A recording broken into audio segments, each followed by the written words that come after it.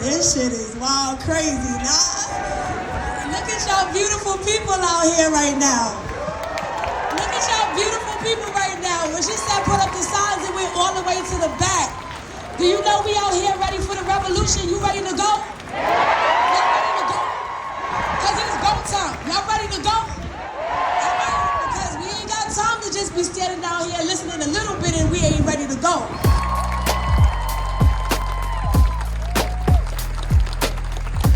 For far too long, Black lives have been discounted, has been, disregarded, disenfranchised.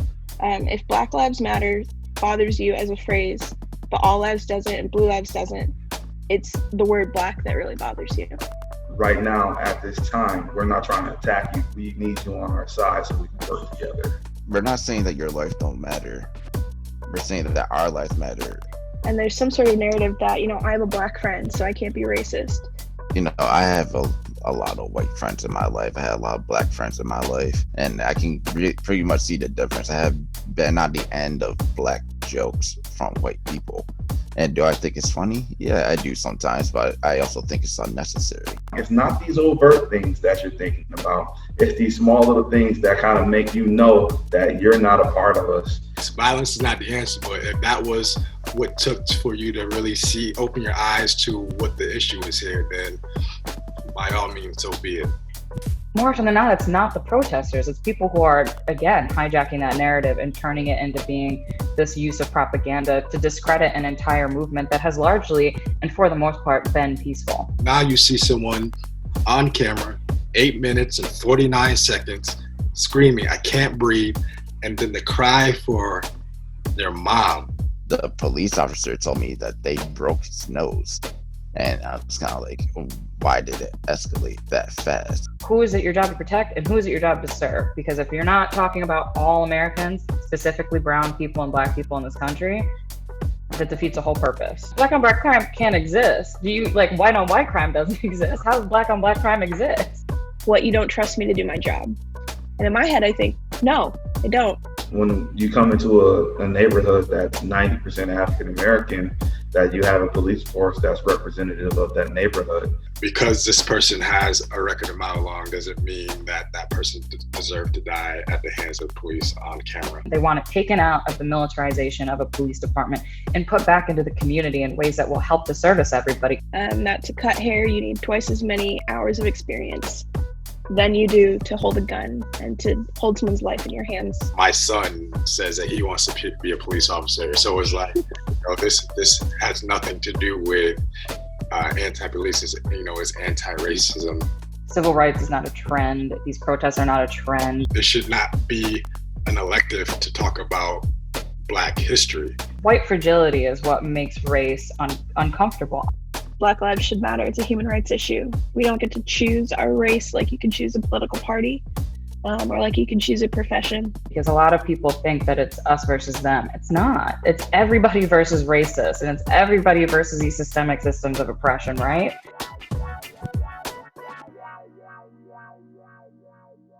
Now I would love it if everyone could kind of just summarize, I know it's difficult, but summarize how you're feeling today, knowing that this is a struggle that your parents and your grandparents have endured and that you're now going through, that your kids are going to have to probably deal with, and how you kind of intend to keep up the pressure for change every day. We'll start with you, Kendall.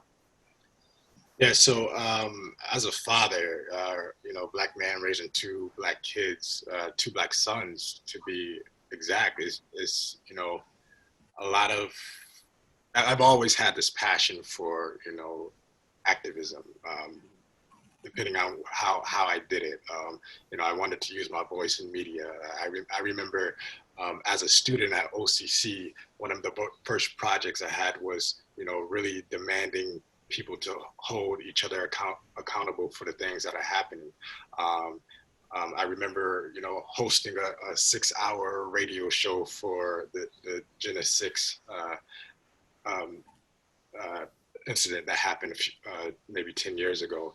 And so, just really holding myself accountable and holding others accountable for for positive change is really what I'm all about, and hoping that, as my kids grow up, they're able to live in a society where, they matter, and not just with words, and not just on paper, not just in a hashtag, but in action, where they matter to not just their family, but to the world at large. And, I know it's going to be a fight that's going to be, continued in different ways, different methods, but, my main concern is making sure my kids and those who grow up with them have a better way of life than I am having, or that I did, or that my grandparents did.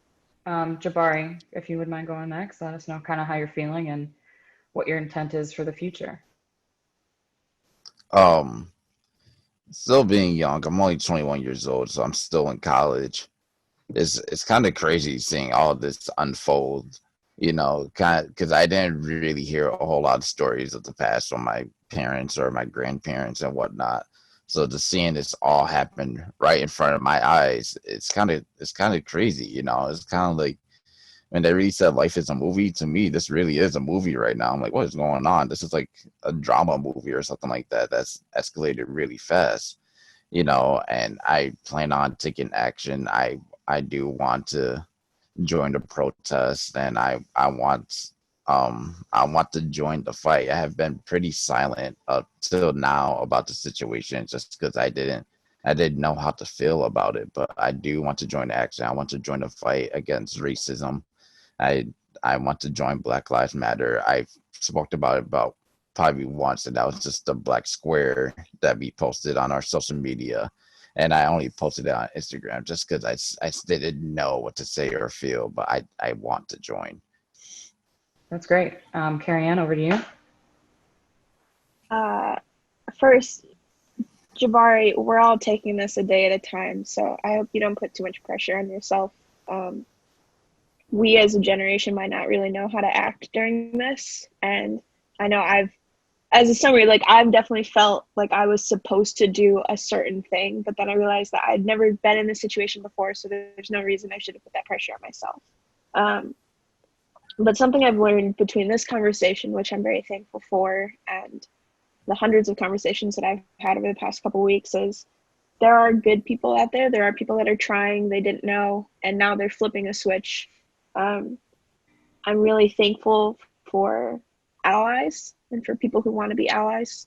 I know we talked about it, but I still don't know if it was the three deaths in a row or what made this one stick or what made this click in America. But I'm thankful it did. It's going to be really painful and it's really hard, but I'm ready to do the work, and I hope other people are too. Great moment. Yeah. I think for me, generally speaking, I'm feeling pretty hopeful, honestly. There's already been immense change that I think is really, really important to acknowledge and talk about. Like Chauvin was arrested the 29th. The mayor of Louisville suspended no-knock warrants because of the public outcry of what happened to Breonna Taylor. On June 1st, the Confederate monument was removed in Birmingham, Alabama. There's been a series of similar actions taken in other places across America on that note as well. Democrats and Republicans out here trying to prove that this is not a partisan issue began working to shut down the military weaponry of local law enforcement.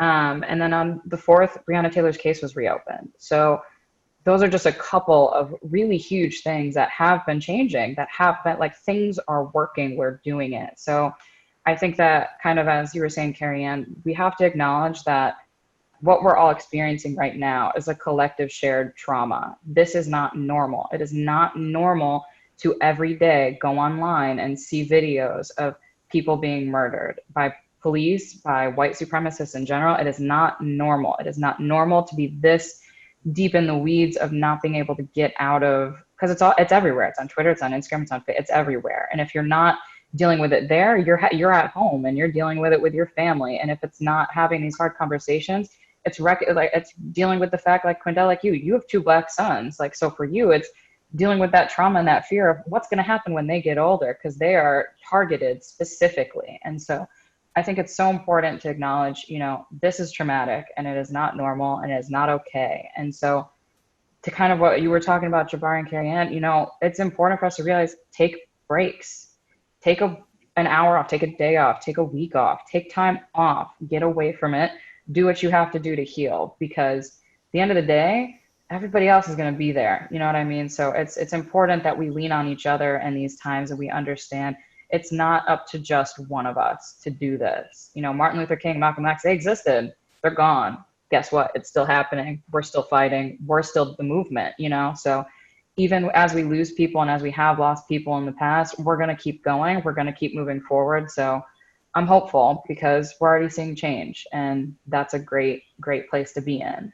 That I know change is hard, but that we continue to approach people with gentleness and mercy, and that we continue to encourage the doorway to be open, to have conversations about what's kind of going on. Because I think that while activism is very important because it gets things out there on a broad scale, our influence will be multiplied on the individual level or the interpersonal level. We're able to take those different relationships we have with Caucasian people and are able to have conversations with them regarding these things. And so I think that I love it when I hear, oh, I have this one Black friend, or I have this two Black friends, because that means that the door is open for them to have more friends, right? But that the door is open for them to be able to have these interpersonal relationships where this immediate big change might be hard, but that we can begin to plant these different seeds, these different ideas into their head and slowly begin to change them. So I know